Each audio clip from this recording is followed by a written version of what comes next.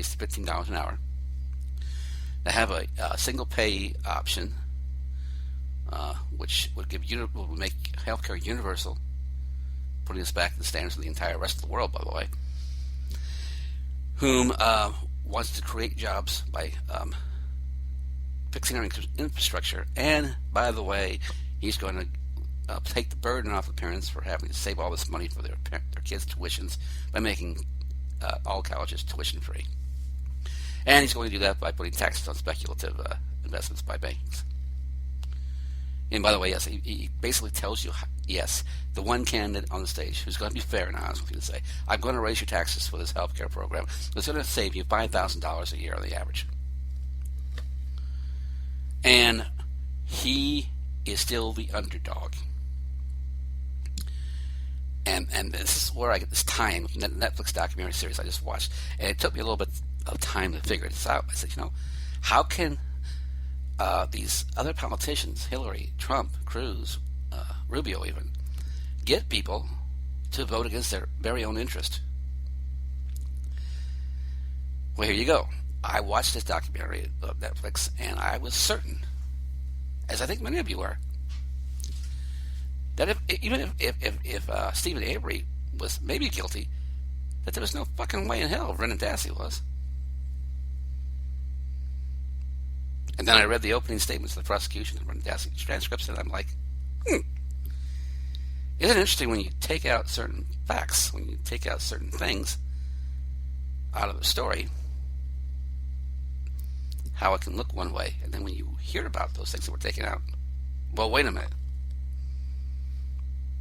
And that's, I think, how politics works. It's a fine line, but you have to understand when you're watching the media and they're giving you their opinion, that they're kind of like you're Brendan Dassey in that little interrogation room, that little interview room.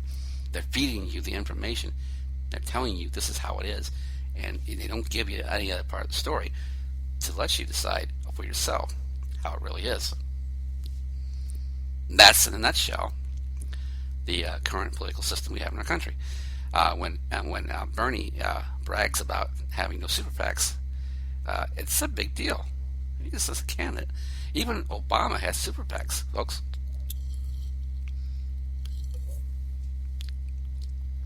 And when Hillary is able to tell you that, yes, I have people who are super PACs funding my campaign, but they're not going to tell me what to do, then why are they funding your campaign, Hillary? I don't know of any billionaires who have a couple of million to spare for a candidate that's going to tell them to fuck off when it comes time to make decisions in this country.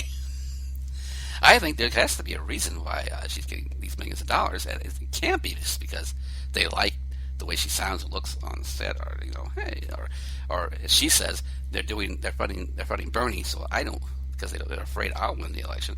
I ain't afraid of, if the big business is afraid of Hillary Clinton and want Bernie, where have I been?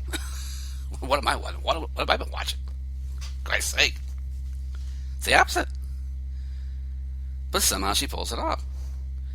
She shouldn't really be even in contention in Iowa. She should have lost Iowa. Anybody with half a frickin' brain could see. Most of your Iowans would vote for higher wages and universal health care and free tuition in colleges and more jobs and Wall Street less powerful, so we don't have the same breakdown we had with the house bubble. So how'd she do it? She's the documentary series new Netflix documentary series, Making a Politician. We give you what you think is all the information. We assume and we account on the fact that you're not going to do any research. You're not going to get all these politicians sit there and say this stupid tagline. And even Bernie is guilty of it. Just visit my website and you'll see what I'm going to do. Why did he do that? I'll tell you why I do that. Because out of 100 people they tell that to, hell, if they're lucky, maybe 3 or 4 of them actually visit the website. Okay, well, I'll be serious here. Maybe 15 or 20 do. And you see the nice little pictures of the family and all that stuff. And you start to read it, and you see it's like, like shit, it's like 100 pages long. I got more important things to do. I got to get back to work. I got to get my family fed. I don't have time for this crap. So out of the 20 people who do visit the website, You're lucky if 2 or 3 of them actually read a majority of the website and actually get the information that the candidates will want them to get out of it in the first place. So it's a cop-out. Read my website. Tells you everything. You ain't going to read my website. I know that. You watch the debate. That's great. And I wish that's all you would do. Even considering the fact that the moderators are also run by the corporate media. Rachel Maddow is a pro-Bernie. If you watched that last debate, you couldn't tell it because, even Rachel Maddow, like all the rest of us, have this thing called wanting to have job security. And there's only so far you can go when you work for the corporate media, even if you're MSNBC. And if you just watched the debate and made your opinions, that's great, though. That's about the best you can do as your average American. Your average American is not going to go and research all the facts and check all the facts, make sure everybody said the right things and they weren't lying, for Christ's sake. You wouldn't want to know that. If you watched the debate and you left it at that, that's probably the best you could probably do. Not the very best. I'm the one that does the very best. I'm the one that actually gets on the websites, checks out the candidates' viewpoints, reads all the crap on the internet, YouTube, and all that shit, and actually listens to the speeches and watches what they're doing, and I back in what they're saying, and I do some fact checking. Am I the typical American? Oh, fuck no. If a typical American did all that, they wouldn't be able to get by with murder. Okay? But you don't do all the investigations. You don't read the transcripts from someone's trial whom you watched a documentary on because you got all the information already, didn't you? Turns out I didn't. I'm only 127 pages in, and I've already found out 4 or 5 things about this trial, this case. The documentary series didn't tell me. Imagine doing the same thing with a political debate or a political speech. But that's the cycle we're in. So that's how they get people to vote against their own interest. A lack of research. There's 3 things we have to do, folks, if you want Bernie to win. And it's going to take you getting off your butt to do it. I guarantee you that. Guarantee you that.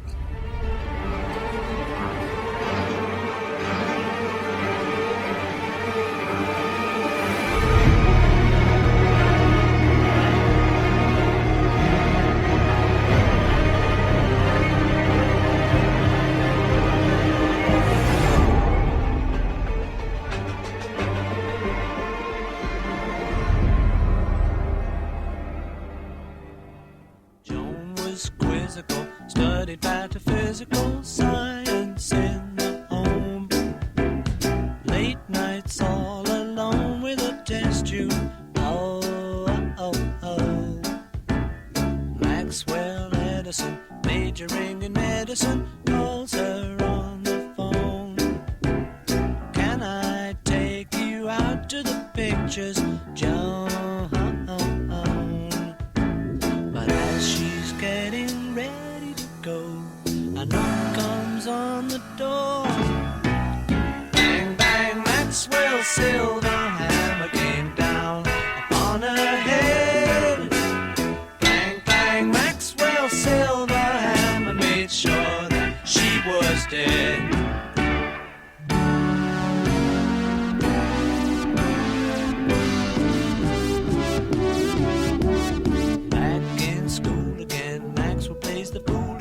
Teacher gets annoyed, wishing to avoid an unpleasant scene. She tells Max to stay when the class has gone away, so he waits behind, writing 50 times, I must not be so. But when she turns her back on the boy, he creeps up from behind.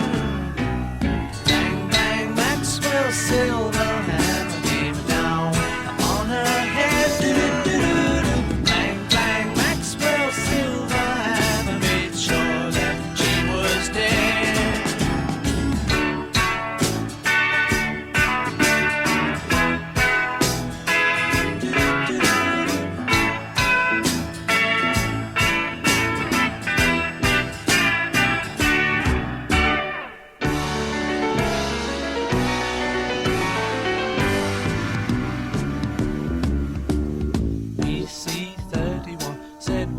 a dirty one, Maxwell stands alone, painting testimonial pictures. Oh, oh, oh, oh. Rose and Valerie screaming from the gallery say he must go free. The judge does not agree and he tells them so. Oh, oh, oh. But as the words are leaving his lips, a noise comes from behind. Bang, bang, Maxwell Silverhammer came down upon his head. Bang, bang, Maxwell Silverhammer made sure that he was dead. Whoa, whoa,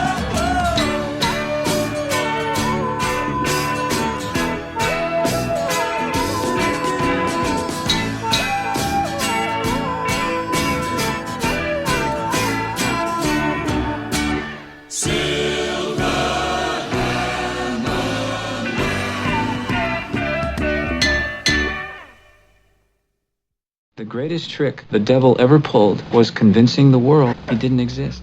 Oh, okay. Also, as promised, these two sites you can visit to follow me as I follow the Brendan Dassey trial as well as Steve Avery trial.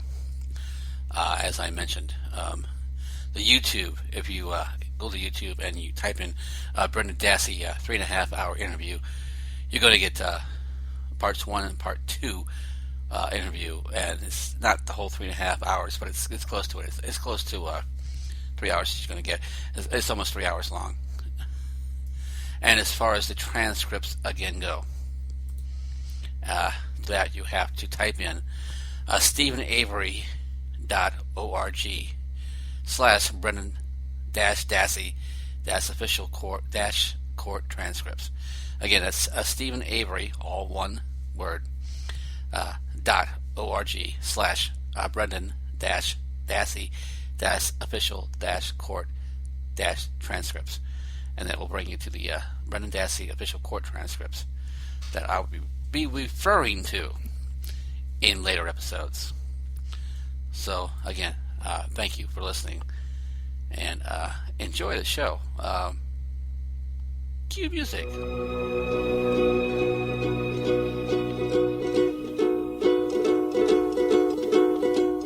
Tiptoe through the window, by the window, that is where I'll be. Come tiptoe through the tulips with me.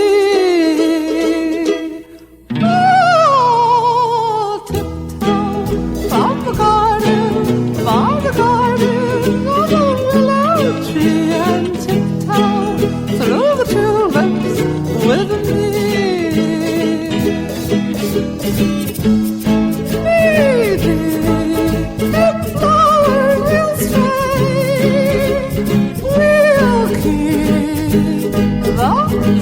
Showers away, and if I kiss you in the garden, in the moonlight, will you pardon me and tiptoe through the tulips with me?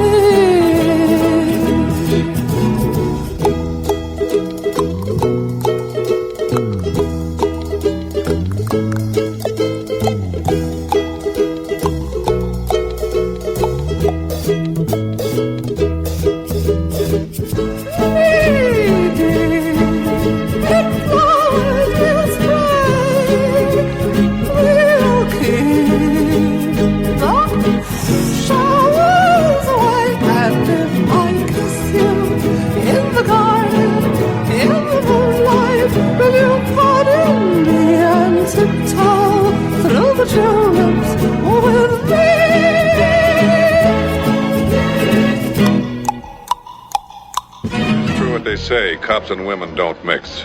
It's like eating a spoonful of Drano. Sure, it'll clean you out, but it'll leave you hollow inside. So anyways, the girlfriend got her popcorn, and I took the dog out for a piss, and I'm back. Yes, the life of a non-single man. Okay, so, well, I know I've obviously done more talking than I've ever done in my podcast.